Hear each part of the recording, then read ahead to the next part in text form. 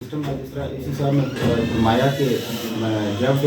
دیکھیں ایک جو شخص ہے وہ آلریڈی اگر ڈسپلنڈ ہے تو اس کے لیے کوئی مشکل نہیں ہوگی، اس کے لیے تو روٹین ہے. اگر کوئی چیک اینڈ بیلنس آپ بھی جاتا ہے تو اس کے لیے کوئی پریشانی نہیں ہے. بیسکلی یہی چیز ہے کہ جب ہم خود کو خود ہی ٹھیک کر لیتے ہیں تو ہمیں ایسے احکامات سے نہ ڈرنے کی ضرورت ہوتی ہے اور نہ ان سے کسی طرح کے خوف کھانے کی ضرورت ہوتی ہے. تو ہمارا مقصد جو یہاں بیٹھنا ہے اور ان احکامات کا جو مقصد ہے وہ بیسک یہ ہے کہ سب ڈویژنل لیول پہ جو مشینری ہے اس کے درمیان کوآرڈینیشن ڈیولپ کی جائے اور اس کے درمیان ایک ایسی سنکرونائزیشن ہو کہ اگر ایک ڈپارٹمنٹ کی کوئی تھوڑی سی اگر اس کو کوئی پریشانی پیش آ رہی ہے یا وہ فلی فنکشنل نہیں ہے تو دوسرا ڈپارٹمنٹ اس کے ساتھ جو ہے نا اسپیشلی جو سب ڈویژنل ایڈمنسٹریشن ہے وہ اس کے ساتھ پوری جو ہے نا وہ جب اس کو ساتھ لے کے چلیں گے تو الٹیمیٹلی ریزلٹس جو ہے نا وہ پروڈیوس ہوں گے. بیسک مقصد جو ہے وہ ریزلٹس ہیں کہ ہمیں پہلے سے اب جب مثلا ہم 1 مہینے کے بعد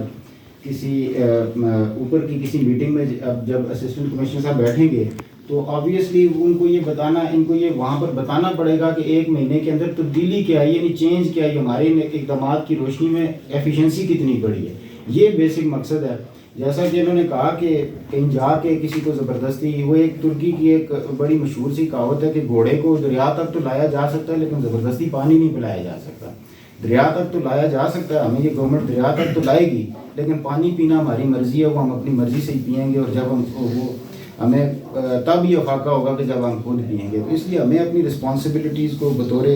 آفیسران اپنے اپنے جو دفاتر ہیں اس کو دیکھنا چاہیے. جیسے مثلا میں اگر پرسنلی اپنی بات کروں تو بطور تحصیلدار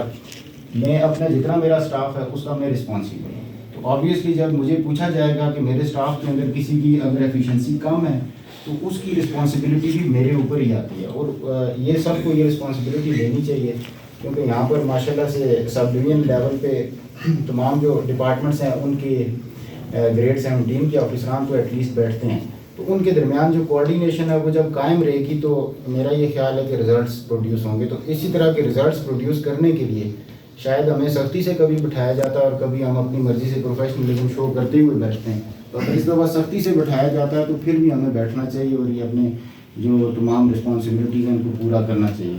تو میں آخر میں یہی بات کروں گا کہ یہ بیسکلی کوآرڈینیشن کے لیے یہ سارے اقدامات کیے جا رہے ہیں تو یہ کوآرڈینیشن ہمارے اندر ڈیولپ ہو جانا چاہیے تاکہ ہم ان اقدامات کی روشنی میں اپنا رزلٹ جو ہے نا وہ بتا سکیں 1 مہینے یا 2 مہینے کے بعد کہ ہم نے یہ چیزیں بہتر کی. Thank you.